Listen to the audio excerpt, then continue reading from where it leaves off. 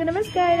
ನಾನು ನಿಮ್ಮ ಪ್ರೀತಿಯ ಭಾವಜೀವಿ ಭಾವನಾ. ನಾನು ಕೇರಳ ಟ್ರಿಪ್ ಬಂದಿದ್ದೀನಿ. ಗುರುವಾಯೂರು ಟೆಂಪಲನ್ನು ನೋಡ್ಕೊಂಡು ಬರೋಣ ಅಂತ ಬನ್ನಿ. ನನಗೆ ಎಕ್ಸ್ಪೆಷಲಿ ಕೃಷ್ಣ ಅಂದರೆ ತುಂಬ ಇಷ್ಟ. ಅದಕ್ಕೋಸ್ಕರ ಕೇರಳಕ್ಕೆ ಹೋದಾಗ ಕೃಷ್ಣನ ಒಂದು ದೇವಸ್ಥಾನಕ್ಕೆ ಹೋದಾಗ ಕೃಷ್ಣನ ಸೆಟ್ ಹಾಕಿ ಕೇರಳ ಕುಟ್ಟಿ ಥರ ರೆಡಿ ಆಗಬೇಕು ಅನ್ನೋ ತುಂಬ ದಿನದ ಆಸೆ ಕೂಡ ಆಗಿತ್ತು. ಅದು ಕೂಡ ಇಬ್ಬರು ವೈಟ್ ಸ್ಯಾರಿ ಹಾಕ್ಕೊಂಡು ಕೇರಳ ಥರ ರೆಡಿಯಾಗಿ ದೇವಸ್ಥಾನಕ್ಕೆ ಬಂದಾಯಿತು.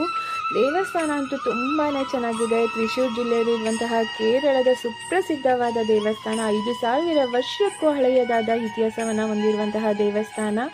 ಈ ಸ್ಥಳ ಭೂಲೋಕದ ವೈಕುಂಠ ಅಂತ ಕೂಡ ಕರೀತಾರೆ. ಹಾಗೆ ದಕ್ಷಿಣ ದ್ವಾರಕ ಅಂತಲೂ ಕೂಡ ಕರೀತಾರೆ. ನೋಡ್ತಿದ್ದೀರಾ ದೇವಸ್ಥಾನದ ಮುಂಭಾಗ ತುಂಬಾ ಚೆನ್ನಾಗಿದೆ ದೇವಸ್ಥಾನ.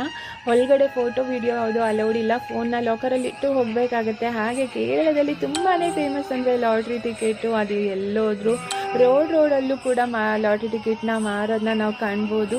ಹಾಗೆ ಇದು ಅದೃಷ್ಟದ ಸಂಕೇತ ಅಲ್ವಾ. ಯಾರಿಗೆ ಲಾಟ್ರಿ ಹೊಡಿಯುತ್ತೆ ಹೇಳೋಕ್ಕಾಗಲ್ಲ. ಆದರೂ ಇದು ನನಗೇನೋ ನೆಸೆಸಿಟಿ ಇಲ್ಲ, ಬೇಕಾಗಿಲ್ಲ ಅಂತ ಅನಿಸುತ್ತೆ. ಸೊ ಅಲ್ಲಿನ ಸರ್ಕಾರಕ್ಕೆ ಇದು ಅವಶ್ಯಕತೆ ಇದೆ ಏನೋ ಗೊತ್ತಿಲ್ಲ. ಸೊ ಹಾಗಿದ್ರೆ ದೇವಸ್ಥಾನವನ್ನು ನೋಡಿದ್ದೀರಾ. ಇದು ದೇವಸ್ಥಾನದ ಮುಂಭಾಗ.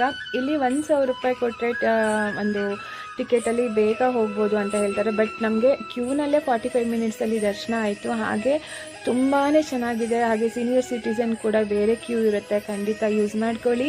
ಹಾಗೆ ಕೃಷ್ಣನ ದೇವಸ್ಥಾನದಲ್ಲಿ ಬಾಲಕೃಷ್ಣ ರೂಪದಲ್ಲಿ ನಾವು ನೋಡ್ಬೋದು ಕೃಷ್ಣನನ್ನು. ಖಂಡಿತ ಕೃಷ್ಣನ ದೇವಸ್ಥಾನಕ್ಕೆ ಭೇಟಿ ನೀಡಿದಾಗ ಒಂದು ಒಳ್ಳೆ ಅದ್ಭುತ ಅನುಭವ ಕೂಡ ಆಗತ್ತೆ.